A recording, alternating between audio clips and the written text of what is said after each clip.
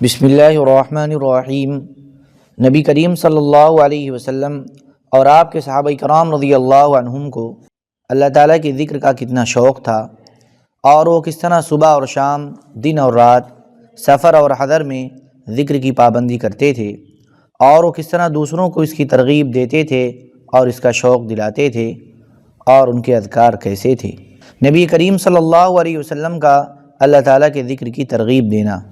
حضرت ثوبان رضی اللہ عنہ فرماتے ہیں، ہم ایک سفر میں حضور صلی اللہ علیہ وسلم کے ساتھ جا رہے تھے، اتنے میں مہاجرین نے کہا کہ جب سونے اور چاندی کے بارے میں قرآن نازل ہو چکا، جس میں بتایا گیا ہے کہ جو لوگ مال و دولت اکٹھی کریں اور زکوٰۃ وغیرہ نہ دیں، اللہ کے راستے میں خرچ نہ کریں، انہیں دردناک عذاب ہوگا، تو اب ہمیں کس طرح پتہ چل جائے کہ کون سا مال بہتر ہے؟ اس پر حضرت عمر رضی اللہ عنہ نے فرمایا، اگر کہو تو میں آپ لوگوں کی یہ بات حضور صلی اللہ علیہ وسلم سے پوچھ دوں۔ انہوں نے کہا ضرور۔ حضرت عمر رضی اللہ عنہ حضور صلی اللہ علیہ وسلم کی طرف چل دیے، میں بھی اپنے اونٹ کو تیز دوڑاتا ہوا ان کے پیچھے چل پڑا۔ حضرت عمر رضی اللہ عنہ نے عرض کیا، یا رسول اللہ، ابھی سونے اور چاندی کے بارے میں قرآن کی آیتیں نازل ہوئی ہیں۔ اس پر مہاجرین کہہ رہے ہیں، جب سونے اور چاندی کے بارے میں قرآن نازل ہو چکا تو اب ہمیں کسی طرح پتہ چل جائے کہ کون سا مال بہتر ہے۔ حضور صلی اللہ علیہ وسلم نے فرمایا، تم اپنی زبان کو ذکر کرنے والا اور دل کو شکر کرنے والا بنا لو، اور ایسی مومن عورت سے شادی کرو جو ایمان والے کاموں میں تمہاری مدد کرے۔ دوسری روایت میں یہ ہے کہ وہ آخرت والے کاموں میں تمہاری مدد کرے۔ اللہ تعالیٰ کا فرمان ہے، والذین یکنزون الذھب والفضہ۔ ترجمہ، جو لوگ سونا چاندی جمع کر کے رکھتے ہیں اور ان کو اللہ کی راہ میں خرچ نہیں کرتے، سو آپ ان کو ایک بڑی دردناک سزا کی خبر سنا دیجئے۔ اس کے بارے میں حضرت علی رضی اللہ عنہ نے فرمایا کہ نبی کریم صلی اللہ علیہ وسلم نے 3 مرتبہ ارشاد فرمایا، ہلاکت ہو سونے کے لیے، ہلاکت ہو چاندی کے لیے۔ یہ فرمان حضور صلی اللہ علیہ وسلم کے صحابہ پر بڑا گرا گزرا، اور انہوں نے عرض کیا، اب ہم کس چیز کو مال بنا کر اپنے پاس رکھیں؟ اس پر حضرت عمر رضی اللہ عنہ نے فرمایا، آگے پچھلی حدیث سے مختصر حدیث ذکر کی۔ حضرت ابو ہریرہ رضی اللہ عنہ فرماتے ہیں کہ ایک مرتبہ حضور صلی اللہ علیہ وسلم مکہ کے راستے میں تشریف لے جا رہے تھے۔ آپ کا گزر ایک پہاڑ کے پاس سے ہوا جسے جمدان کہا جاتا ہے۔ آپ صلی اللہ علیہ وسلم نے فرمایا، چلتے رہو، یہ جمدان ہے۔ مفردون آگے نکل گئے۔ صحابہ نے عرض کیا، یا رسول اللہ، مفردون کون لوگ ہیں؟ آپ نے فرمایا، اللہ کا بہت زیادہ ذکر کرنے والے مرد اور عورتیں۔ ترمذی میں ہے کہ صحابہ کرام نے عرض کیا، یا رسول اللہ، مفردون کون لوگ ہیں؟ آپ نے فرمایا، جو لوگ اللہ کے ذکر پر فریفتہ ہوں اور ذکر ان کے سارے بوجھ اتار دے گا، اور وہ قیامت کے دن بالکل ہلکے پھلکے ہو کر اللہ کے سامنے حاضر ہوں گے۔ حضرت معاذ بن جبل رضی اللہ عنہ فرماتے ہیں کہ ایک مرتبہ ہم لوگ حضور صلی اللہ علیہ وسلم کے ساتھ جا رہے تھے کہ اتنے میں آپ نے ارشاد فرمایا، کہاں ہیں آگے نکل جانے والے؟ صحابہ نے عرض کیا کچھ لوگ آگے جا چکے ہیں اور کچھ لوگ پیچھے رہ گئے ہیں؟ حضور نے فرمایا، سفر میں آگے نکل جانا مراد نہیں ہے، بلکہ وہ آگے نکل جانے والے کہاں ہیں جو اللہ کے ذکر پر فریفتہ ہوں۔ جو جنت کے باغوں میں چرنا چاہتا ہے، اسے چاہیے کہ وہ اللہ کا ذکر زیادہ کرے۔ حضرت ابو سعید خدری رضی اللہ عنہ فرماتے ہیں کہ ایک آدمی نے حضور صلی اللہ علیہ وسلم سے پوچھا، یہ قیامت کے دن اللہ کے نزدیک کون سے بندے سب سے افضل درجے والے ہوں گے؟ آپ نے فرمایا، جو اللہ کا بہت زیادہ ذکر کرنے والے ہوں گے۔ حضرت ابو سعید رضی اللہ عنہ فرماتے ہیں، میں نے عرض کیا، یا رسول اللہ، اللہ کے راستے میں غزوہ کرنے والوں سے بھی زیادہ افضل ہوں گے؟ آپ صلی اللہ علیہ وسلم نے فرمایا، ہاں، اگر غازی اپنی تلوار کفار اور مشرکین پر اتنی زیادہ تیز چلائے کہ وہ ٹوٹ جائے اور وہ خود خون میں رنگا جائے، تو بھی اللہ کا بہت زیادہ ذکر کرنے والے اس سے درجے میں افضل ہوں گے۔ حضرت جابر رضی اللہ عنہ فرماتے ہیں، نبی کریم صلی اللہ علیہ وسلم نے فرمایا، کسی آدمی نے کوئی عمل ایسا نہیں کیا جو اللہ کے ذکر سے زیادہ عذاب سے نجات دینے والا ہو۔ کسی نے عرض کیا، کیا اللہ کے راستے میں جہاد بھی اللہ کے ذکر سے زیادہ نجات دینے والا نہیں؟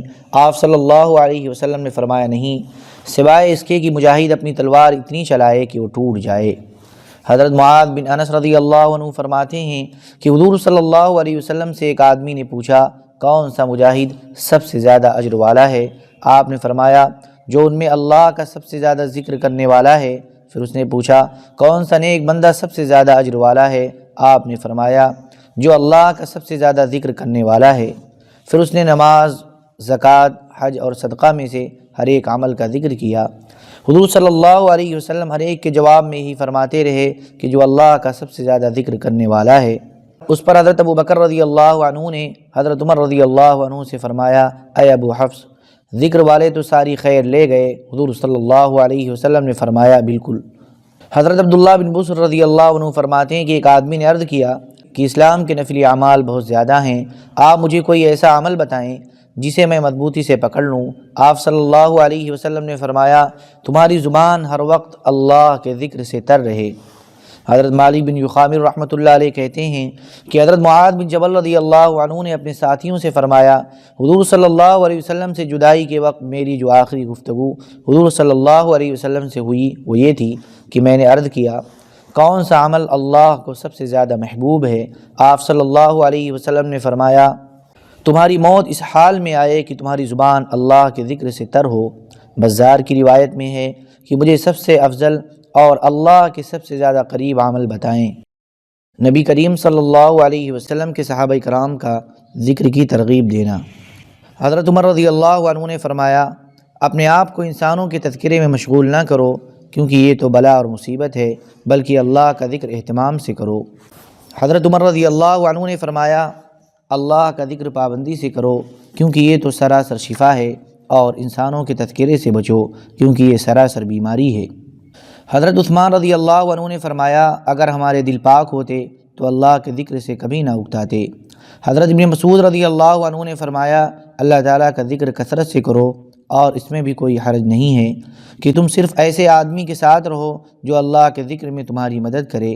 اصل یہ ہے کہ انسان اصول و آداب کے ساتھ سب سے مل جل کر رہے، اور یہی افضل ہے، اور جو صبر نہ کر سکے تو مجبوری کی وجہ سے الگ تھلگ رہا کرے۔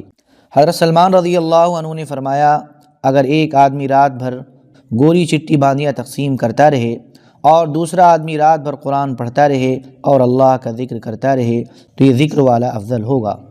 حضرت حبیب بن عبید رحمۃ اللہ علیہ کہتے ہیں کہ ایک آدمی نے حضرت ابو الدرداء رضی اللہ عنہ کی خدمت میں حاضر ہو کر عرض کیا کہ مجھے کچھ وصیت فرما دیں۔